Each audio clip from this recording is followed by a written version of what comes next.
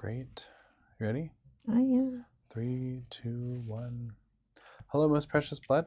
Father Daniel here with a special guest, Claire. What's your last name, Claire? De Bella. De Bella of the Beauty. And Claire represents the secular Third Order Franciscans that are localized here in Denver. You're a parishioner of where? Christ the King Church. Christ the King Church. And then the secular Franciscans, secular Third Order Franciscans, are located, generally speaking, where? Well, there's 4 different fraternities here in Denver, but I am minister of the fraternity St. Elizabeth's, which meets at the JP2 Center on the second Sunday of every month. Great. Beautiful. What does it mean to be... Explain the Franciscan part, and then harder the secular part, and then harder the Third Order part, but you can probably handle all that. Okay. Well, I'm going to start with the first, second, and third Great. orders. Love it. So the Franciscan order has 3 orders to it. So the first order are the priests, and the second orders are the nun. I'm trying to think of St. Clare's, the nuns, the sisters, and we're the third order seculars, and there's third order regulars also. Great. So now, if I can just pop something controversial real quick here. Do we put the women's orders as second because they're any less than the men? Of course not. Okay, thank you. No. How would you offer that to somebody who because it was first founded by St. Francis. There you go. Okay. And then St. Clare was the leader for the second order. Yes. So in the wake of St. Francis. Yes. St. Clare. She was a follower. Exactly. Yeah. Beautiful. Just some people, they hear that women are second and it does something to them. And so there's almost always a historic reason why something is named the way that it is. And it's only in this past century that we get a little intense about it. That said, humility is one of our love it qualities that we try to practice here. Beautiful. So third order, a priest would be ordained. A nun would not be ordained, but would be fully given over. We would say consecrated in religious life. So then this third tier, explain that one a little bit more. So when St. Francis was going around 800 years ago and was developing the order, there were the people, the secular, the people with family, married, widowed, whatever, that also wanted to become a part of the movement, but they were unable to move or travel as he was doing. And they had their responsibilities. So it was requested for a third order to be developed, and to which he did. Great.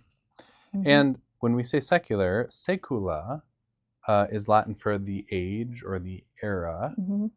And for example, I'm a secular priest. There's religious priests and secular priests, which sounds funny, but religious priests would be order priests, Franciscans, Benedictines, Dominicans, Jesuits, whomever else. Yes. And then there's diocesan priests, these guys, and we geographically cover the world by way of our apostolic work. And then the orders cover most of the world by way of carrying out their charism. How would you define, or how would you put into words, the Franciscan charism? I don't think we need to kind of get into all of the different interpretations of but just the Franciscan movement at large as it relates to following Jesus. So we live by the gospel, bringing the gospel to our lives and what's going on in our lives, and looking to the gospel on how to handle it. And that's really the core of who we are and how we live. Beautiful. And so what does that mean? Why can you do this and you don't have to be a priest or a nun? I know, isn't it great? Yeah, it is lovely. So what does it mean for you? What are your commitments? What are you professing yourself towards without living in a monastery or a convent? So I do profess to poverty, chastity, and obedience. Great. They're not vows for me, but I profess to them. And so I'm thinking, what can I? So there's a daily reading of the gospel, so the daily readings, and even if I don't attend mass, it's looking at the gospel Mm-hmm. and applying it to my life, and not just reading it, but almost like Alexia Divina, Mm-hmm. where you're reading it, rereading it, and then you're sitting with it, and how does it, you know, because you can read a lot of, there's a lot of stuff online. Well, people will interpret the gospel for you, but we're Mm-hmm. really taught to, what is it, how is it speaking to me at this Mm-hmm. particular time? Mm-hmm. um, there's a morning and evening prayer. There's obedience to, if my minister says something, for me, an order for me, and if there's obedience. There's obedience to each other in our fraternity. Mm-hmm. Um, I'm Great. just, yeah. Love it. So it's and are you married? I'm widowed. Okay, great.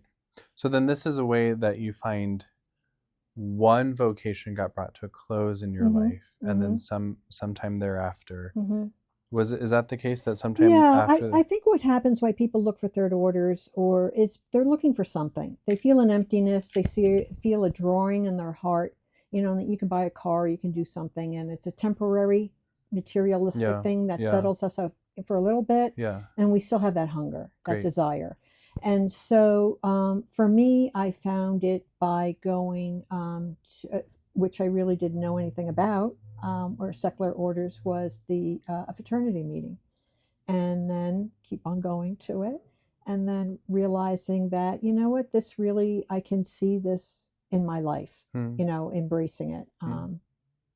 And what has Yeah. Jesus done in your life since entering into this particular calling?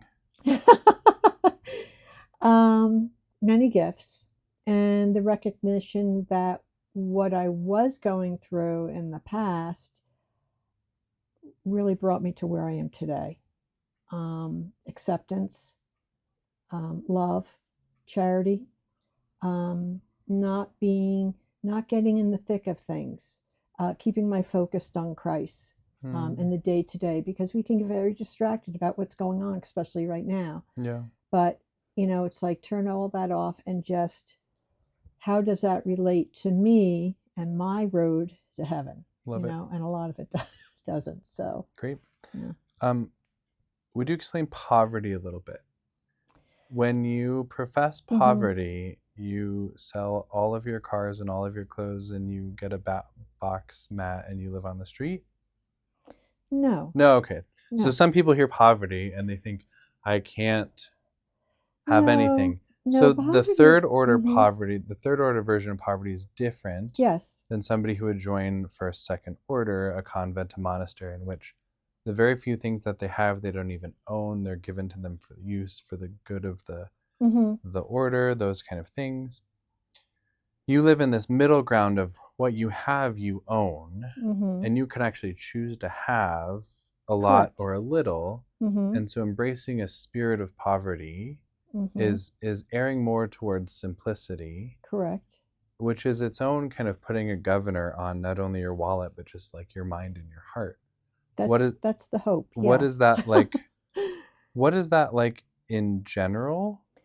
And then what has that been like for you? So, in general, poverty is more living simply. It's not uh, thinking, is it a need or a want? Um, Poverty also is about detaching yourselves from those things that can be distracting to you from fulfilling what God is maybe calling you to do. Um, I'm trying to, I had a good, poverty is also, I just answered it the other day for somebody, what it meant to me, and it just blanked on me. That's all right. Um, but yeah, poverty is just It sounds like it's not desiring, not thinking. I'm very happy what God has given me. I'm very, very thankful. I was one of 10 kids. I was single mom. I raised 7 kids, and I was a widow. My oldest one was 13, and my youngest one was 8 months. And that was overwhelming. And now I wasn't a Franciscan at that time, but yet I was in a survival mode. But in hindsight, and to see where I am now, I mean, it was such a gift. It's such a gift to me. I realized poverty is also a dependency on God, knowing that it's not because of what I did and what I did, do. It's because what he allows me really to do. That's so beautiful. Yeah. Great. Yeah. So it sounds like a very liberating experience. Yes. Yes. Nice. Any last thing that you would want a listener at home, maybe someone something sparked their heart and said, gosh, maybe there is something there for me. Maybe they're a widow, maybe they're a widower, maybe they're not. Maybe they're just saying, I've been desiring more. Or I've been wanting to be a part of something bigger than myself. Yes.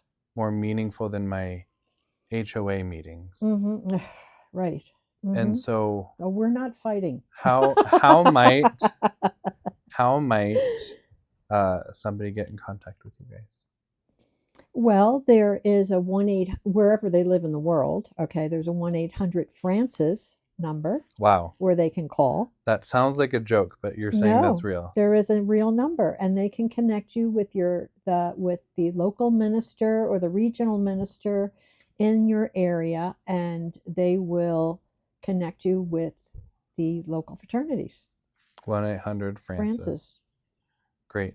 And then your meetings here at the Archdiocese, which is at just the JP2 Center on Steel Street, just 6 minutes north, second Sunday of the month. Every month, yeah, from 1:30 to 3:30. Great.